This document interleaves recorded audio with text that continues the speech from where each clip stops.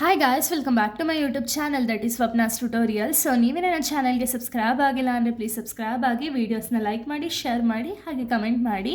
So ಇವತ್ತು ನಾನು ಮಾಡ್ತಿರೋ ಸಬ್ಜೆಕ್ಟ್ ಯಾವುದು ಅಂದರೆ ಸೆಕೆಂಡ್ ಸೆಮ್ BComನ ಒಂದು ಎನ್ವಿರಾನ್ಮೆಂಟಲ್ ಸ್ಟಡೀಸ್ ಅಂತ ಹೇಳಿ ಈ ಒಂದು ಸಬ್ಜೆಕ್ಟ್ನ ಎಕ್ಸ್ಪ್ಲೈನ್ ಮಾಡ್ತಿದ್ದೀನಿ. ಅದರಲ್ಲಿ ಚಾಪ್ಟರ್ 4 ಬಂದುಬಿಟ್ಟು ಬಯೋಡೈವರ್ಸಿಟಿ ಆ್ಯಂಡ್ ಕನ್ಸರ್ವೇಷನ್ ಅಂತ ಹೇಳಿ ಈ ಒಂದು ಚಾಪ್ಟರ್. ಹಾಗೆ ನಾನು ಚಾಪ್ಟರ್ 1ಇಂದ ಚಾಪ್ಟರ್ 3ವರೆಗೂ ಆಲ್ರೆಡಿ ಎಕ್ಸ್ಪ್ಲೈನ್ ಮಾಡಿ ಅಪ್ಲೋಡ್ ಮಾಡಿದ್ದೀನಿ. ಹಾಗೆ ಚಾಪ್ಟರ್ 4ದು ಸ್ವಲ್ಪ ಟಾಪಿಕ್ಸ್ನ ಎಕ್ಸ್ಪ್ಲೈನ್ ಮಾಡಿ ಅಪ್ಲೋಡ್ ಮಾಡಿದ್ದೀನಿ.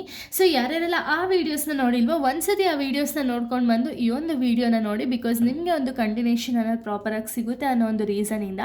ಸೊ ಈ ಒಂದು ವೀಡಿಯೋದಲ್ಲಿ ನಾನು ಕನ್ಸರ್ವೇಷನ್ ಆಫ್ ಬಯೋಡೈವರ್ಸಿಟಿ ಬಗ್ಗೆ ಹೇಳ್ತಾ ಹೋಗ್ತೀನಿ. ಓಕೆನಾ? ಏನಿದು ಕನ್ಸರ್ವೇಷನ್ ಆಫ್ ಬಯೋಡೈವರ್ಸಿಟಿ ಆ್ಯಂಡ್ ಇದರಲ್ಲಿ ನಿಮಗೆ 2 ಟೈಪ್ಸ್ ಆಫ್ ಕನ್ಸರ್ವೇಷನ್ ಅನ್ನೋದು ಬರುತ್ತೆ. ಅದನ್ನು ಕೂಡ ನಾವು ಕಂಪ್ಲೀಟಾಗಿ ಈ ಒಂದು ವೀಡಿಯೋದಲ್ಲೇ ನೋಡ್ತಾ ಹೋಗೋಣ. ಓಕೆನಾ?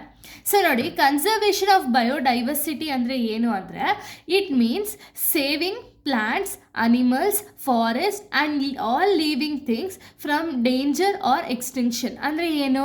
ಸೊ ಕನ್ಸರ್ವೇಷನ್ ಆಫ್ ಬಯೋಡೈವರ್ಸಿಟಿ ಅಂದರೆ ಏನು ಅಂದರೆ ಇಲ್ಲೇನು ಮಾಡ್ತಾರೆ ಅಂದರೆ ಪ್ಲ್ಯಾಂಟ್ಸ್ ಆಗಿರ್ಬೋದು, ಅನಿಮಲ್ಸ್ ಆಗಿರ್ಬೋದು, ಫಾರೆಸ್ಟ್ ಆಗಿರ್ಬೋದು, ಹಾಗೆಯೇ ಇದ್ರ ಜೊತೆಗೆ ಪ್ರತಿಯೊಂದು ಲೀವಿಂಗ್ ಆರ್ಗ್ಯಾನಿಸಮ್ಸ್ ಆಗಿರಲಿ ಅಥವಾ ಲೀವಿಂಗ್ ಥಿಂಗ್ಸ್ ಆಗಿರಲಿ, ಸೊ ಇದನ್ನೇ ಏನು ಮಾಡ್ತಾರೆ ಅಂದರೆ ಸೇವ್ ಮಾಡ್ತಾರೆ. ಯಾವ ರೀತಿ ಸೇವ್ ಮಾಡ್ತಾರೆ? ಇವಾಗ ಏನಾದ್ರು ಒಂದು ಡೇಂಜರ್ ಸಿಚುಯೇಷನ್ ಬಂತು ಅಥವಾ ಏನಾದ್ರು ಒಂದು ಡೇಂಜರ್ ಇದೆ ಅನ್ನೋ ಟೈಮಲ್ಲಿ ಅವ್ರೇನು ಮಾಡ್ತಾರೆ ಅಂದರೆ ಆ ಡೇಂಜರಿಂದ ಸೇವ್ ಮಾಡ್ತಾರೆ. ಓಕೆನಾ? ಸೇವ್ ಮಾಡಿ ಈ ಪ್ರಾಣಿಗಳನ್ನ ಪ್ರೊಟೆಕ್ಟ್ ಮಾಡ್ತಾ ಹೋಗ್ತಾರೆ. ಓಕೆನಾ? ಇವಾಗ ಎಕ್ಸಾಂಪಲ್ ಇನ್ಸಿಟು ಆಗಿರ್ಬೋದು ಅಥವಾ ಎಕ್ಸಿಟು ಕನ್ಸರ್ವೇಷನ್ ಆಗಿರ್ಬೋದು. ಇಲ್ಲೇನು ಮಾಡ್ತಾರೆ ಅಂದರೆ ಲೀವಿಂಗ್ ಆರ್ಗ್ಯಾನಿಸಮ್ಸ್ ಏನಿರುತ್ತಲ್ಲ ಅದನ್ನು ಕಂಪ್ಲೀಟಾಗಿ ಪ್ರೊಟೆಕ್ಟ್ ಮಾಡ್ತಾರೆ. ಯಾವುದೇ ಒಂದು ಬೇರೆ ಪ್ರಾಣಿಗಳಿಂದ ಆಗಿರ್ಬೋದು ಅಥವಾ ಮನುಷ್ಯರುಗಳಿಂದ ಆಗಿರ್ಬೋದು ಏನೋ ಡೇಂಜರ್ ಆಗಬಾರ್ದು. ಓಕೆನಾ? ಸೊ ಆ ರೀತಿ ಪ್ರೊಟೆಕ್ಷನ್ ಅನ್ನೋದನ್ನ ಕೊಡ್ತಾರೆ. ಅದನ್ನು ನಾವು ಕನ್ಸರ್ವೇಷನ್ ಆಫ್ ಬಯೋಡೈವರ್ಸಿಟಿ ಅಂತ ಹೇಳಿ ಕರಿತೀವಿ. ಸೊ ಇದರಲ್ಲಿ 2 ಟೈಪ್ಸ್ ಇದೆ. ಒಂದು ಇನ್ಸಿಟು ಕನ್ಸರ್ವೇಷನ್ ಆ್ಯಂಡ್ ಇನ್ನೊಂದು ಎಕ್ಸಿಟು ಕನ್ಸರ್ವೇಷನ್ ಅಂತ ಹೇಳಿ.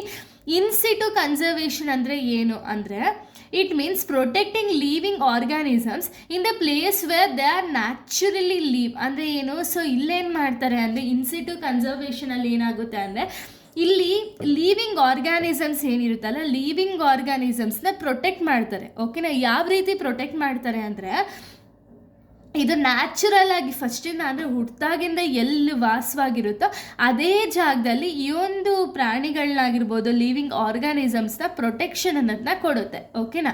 ಸೊ ಏನಕ್ಕೆ ಡೇಂಜರಸ್ ಸಿಚುಯೇಷನ್ ಅಥವಾ ಡೇಂಜರಸ್ ಪ್ರಾಣಿಗಳಿಂದನೋ ಅಥವಾ ಮನುಷ್ಯರುಗಳಿಂದನೋ ಕಾಪಾಡೋದಕ್ಕೆ ಪ್ರೊಟೆಕ್ಷನ್ ಅನ್ನೋದನ್ನ ಕೊಡ್ತಾ ಹೋಗ್ತಾರೆ. ಓಕೆನಾ? Example national parks, wildlife sanctuaries, forest reserves. So ಇಲ್ಲೇನಾಗುತ್ತೆ, ಇಲ್ಲಿ ಆಲ್ರೆಡಿ ನೇಚರಲ್ ಅಂದರೆ ಎಲ್ಲಿ ಎಕ್ಸಿಸ್ಟೆನ್ಸ್ ಇರುತ್ತೆ ನೋಡಿ ಕಂಪ್ಲೀಟಾಗಿ. ಇವಾಗ ಒಂದು ಎಕ್ಸಾಂಪಲ್ ಒಂದು ಮಂಕಿ ಅಂದ್ಕೊಳ್ಳಿ. ಓಕೆನಾ? ಈ ಮಂಕಿ ಒಂದು ಜಂಗಲಲ್ಲಿ ಹುಟ್ಬೋದು ಅಥವಾ ಒಂದು ನ್ಯಾಷನಲ್ ಪಾರ್ಕ್ಸಲ್ಲಿ ಹುಟ್ಬೋದು. ಓಕೆನಾ? ಸೊ ಅದ್ರ ಜಾಗದಲ್ಲೇ ಇದನ್ನು ಪ್ರೊಟೆಕ್ಷನ್ ಅನ್ನೋದನ್ನ ಕೊಡ್ತಾರೆ. ಓಕೆನಾ? ಸೊ ಅದನ್ನು ನಾವು ಇನ್ಸಿಟು ಕನ್ಸರ್ವೇಷನ್ ಅಂತೀವಿ.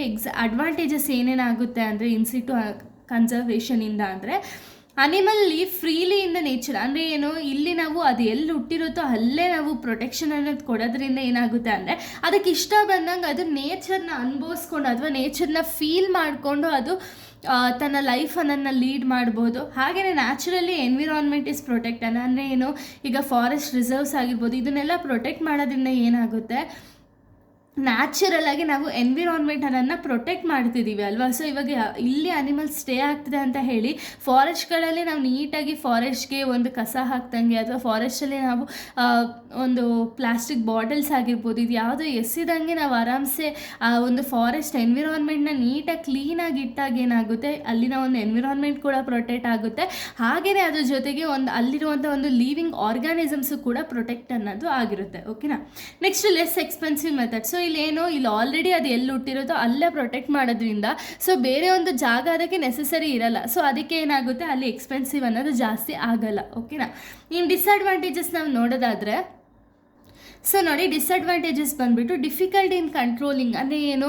ಸೊ ಇದು ನ್ಯಾಚುರಲ್ ಆಗಿ ಒಂದು ಲೈಕ್ ಫಾರೆಸ್ಟಲ್ಲೋ ಅಥವಾ ನ್ಯಾಷನಲ್ ಪಾರ್ಕ್ಸಲ್ಲೋ ವಾಸ ಮಾಡೋದ್ರಿಂದ ಏನಾಗುತ್ತೆ ಅಂದರೆ ಇದನ್ನು ಕಂಟ್ರೋಲ್ ಮಾಡೋದಕ್ಕೆ ಸ್ವಲ್ಪ ಕಷ್ಟ ಆಗುತ್ತೆ, ತುಂಬಾ ಕಷ್ಟ ಆಗುತ್ತೆ. ಓಕೆನಾ? ಅದು ಅಲ್ಲಿ ಇಲ್ಲಿ ಹೋಗೋದಾಗಿರ್ಬೋದು ಅಥವಾ ಬೇರೆಯವ್ರಿಗೆ ಹಿಂಸೆ ಕೊಡೋದಾಗಿರ್ಬೋದು. ಸೊ ಅದರಿಂದ ಏನಾಗುತ್ತೆ ಅಂದರೆ ಕಂಟ್ರೋಲಿಂಗ್ ಮಾಡೋದು ತುಂಬ ಕಷ್ಟ ಆಗುತ್ತೆ. Next require large forest area. ಅಂದರೆ ಏನು? ಇಲ್ಲಿ ನಾವು ನ್ಯಾಚುರಲಿ ಅದು ಎಲ್ಲಿರುತ್ತೋ ಅಲ್ಲೇ ಪ್ರೊಟೆಕ್ಟ್ ಮಾಡೋದ್ರಿಂದ ಇದಕ್ಕೆ ಜಾಸ್ತಿ ಅಂದರೆ ಲಾರ್ಜ್ ಫಾರೆಸ್ಟ್ ಏರಿಯಾ ಅನ್ನೋದು ನೆಸೆಸರಿ ಇರುತ್ತೆ.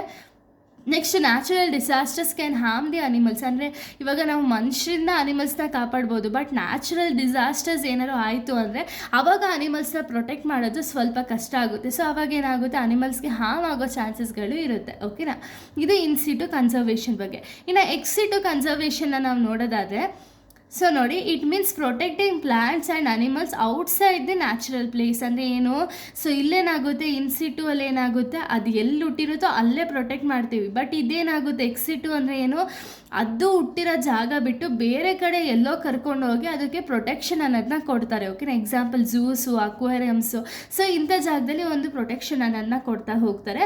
ಸೊ ಇದರಿಂದ ಏನೇನೆಲ್ಲ ಅಡ್ವಾಂಟೇಜಸ್ ಆ್ಯಂಡ್ ಡಿಸ್ಅಡ್ವಾಂಟೇಜಸ್ ಇದೆ ಅಂತ ಹೇಳಿ ನೋಡಿದ್ರೆ, ಅಡ್ವಾಂಟೇಜಸ್ ಬಂದುಬಿಟ್ಟು rare animals are kept safely. ಅಂದರೆ ಏನು, ಇವಾಗ ಫಾರ್ ದ ಎಕ್ಸಾಂಪಲ್ ನಾವು ನೋಡೋದಾದರೆ, ಈಗ ಲೈಕ್ ಈಗ ಎಕ್ಸಾಂಪಲ್ ನಾವು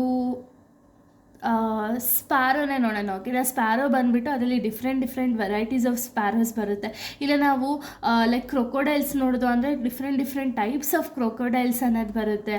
ಸೊ ಈ ರೀತಿ ಒಂದು ಸ್ಪೆಷಲ್ ಅನಿಮಲ್ಸ್ ಏನಿದೆಯಲ್ಲ, ಅಥವಾ ಬೇರೆ ಯಾವ್ದಾದ್ರು ಒಂದು ಸ್ಪೆಷಲ್ ಪ್ರಾಣಿಗಳನ್ನ ಸೇಫಾಗಿ ಇಡೋದಕ್ಕೆ, ಇವಾಗ ಅದು ಸಂತತಿ, ಇವಾಗ ನೀವು ಸ್ಪ್ಯಾರೋಸೇ ನೋಡಿದ್ರೆ ಅದು ಸಂತತಿನೇ ಕಡಿಮೆ ಆಗ್ತಾ ಹೋಗುತ್ತೆ. ಸೊ ಇದರಿಂದ ಏನಾಗ್ತಿದೆ, ಈ ನೆಕ್ಸ್ಟ್ ಜನ್ರೇಷನ್ಗೆ ನೋಡು ಸ್ಪ್ಯಾರೋ ಅಂತ ಹೇಳಿಬಿಟ್ಟು ನಾವು ಯಾವುದೋ ಬುಕ್ಕಲ್ಲಿ ತೋರಿಸೋ ಥರ ಆಗೋಗುತ್ತೆ. ಯಾಕೆ ಅಂದರೆ ಇವಾಗ ಇಲ್ಲಿನ ಒಂದು ಕರೆಂಟ್ ಶಾಕ್ಗಳಿಗೋ ಅಥವಾ ಒಂದು ಲೈಟ್ ಕಂಬಗಳಿಗೋ ಅದೇನಾಗುತ್ತೆ, ಸಾಯ್ತಾ ಬಂದಿದೆ ಅಲ್ವಾ.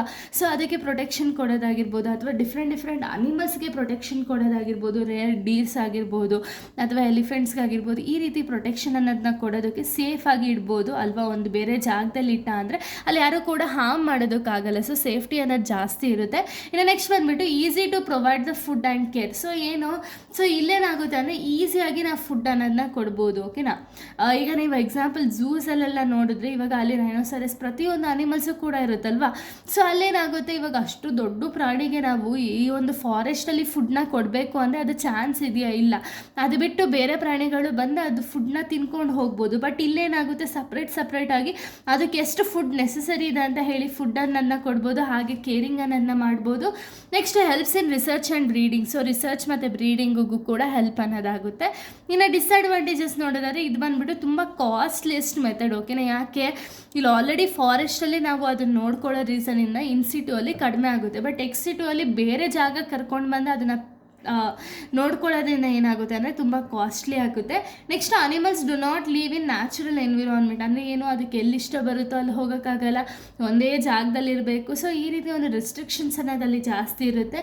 Next limited space is available. ಅಂದರೆ ಏನು, ಇವಾಗ ಟೈಗರ್ಸ್ನ ನೀವು ನೋಡಿದರೆ ವೈಟ್ ಟೈಗರು, ನಾರ್ಮಲ್ ಟೈಗರ್, ಎಷ್ಟೊಂದು ಟೈಗರ್ಸ್ ಇರುತ್ತಲ್ಲ. ಸೊ ಅದನ್ನೆಲ್ಲ ನೋಡಬೇಕು ಅಂದರೆ ನಮಗೆ ಫುಲ್ ಖುಷಿಯಾಗುತ್ತೆ. ಬಟ್ ಏನು, ಅದಕ್ಕೆ ಪಾಪ ಒಂದು ಝೂ ಅಂತ ಹೇಳಿ ನಿರ್ಮಾಣ ಮಾಡಿದ್ರು ಅಂದರೆ ಲಿಮಿಟೆಡ್ ಸ್ಪೇಸ್ ಅನ್ನೋದಿರುತ್ತೆ. ಇದೇ ಸ್ಪೇಸಲ್ಲಿ ಅದು ಓಡಾಡಬೇಕು, ಸೊ ಅದೇ ಸ್ಪೇಸಲ್ಲಿ ಮಲ್ಕೋಬೇಕು. ಸೊ ಅದಕ್ಕೆ ಒಂದು ಸ್ಪೇಸ್ ಅನ್ನೋದು ಸ್ವಲ್ಪ ಲಿಮಿಟೆಡ್ ಅನ್ನೋದಿರುತ್ತೆ. ಓಕೆನಾ, ಸೊ ಇಲ್ಲಿಗೆ ಒಂದು ಟಾಪಿಕ್ ಅನ್ನೋದು ಕಂಪ್ಲೀಟ್ ಆಗುತ್ತೆ. ನೆಕ್ಸ್ಟ್ ವೀಡಿಯೋದಲ್ಲಿ ನಾನು ಬೇರೆ ಒಂದು ಟಾಪಿಕ್ನ ಎಕ್ಸ್ಪ್ಲೈನ್ ಮಾಡ್ತೀನಿ.